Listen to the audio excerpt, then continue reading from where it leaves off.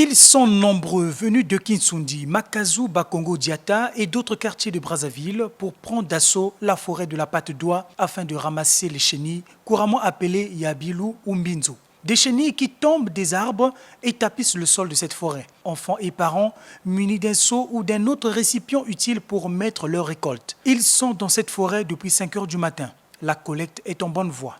Ça me fait déjà 2 jours de cela. Je me réveille à 5 heures du matin. Il y a des autres que je suis en train de vendre, comme j'ai déjà rempli 2 seaux que vous voyez là. Le cocker ici, ça se vend à 1000 francs. Donc le seau comme ça là, j'ai vendu ça à 3500 que j'ai vendu. Donc ça maintenant, je suis en train de ramasser pour amener à la maison.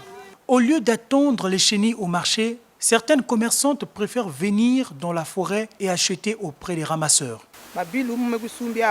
J'ai acheté ce seau de chenilles à 5000 francs CFA. Une fois bouillis, je les revendrai à mon tour à 100 francs la cuillère au marché.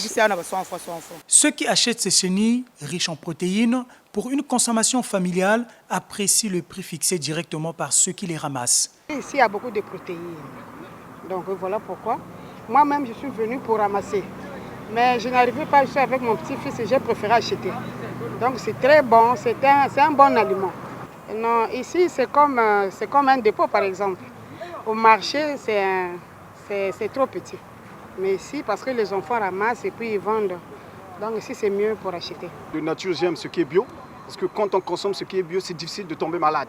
Alors, évitons trop de consommer ce qui est là où il y a plus de chimie, là, c'est pas tellement bien. En tout cas, vous verrez que ce serait difficile de tomber malade. Les chenilles qui font leur apparition dans cette forêt au début de chaque saison sèche vont bientôt envahir tous les marchés de Brazzaville.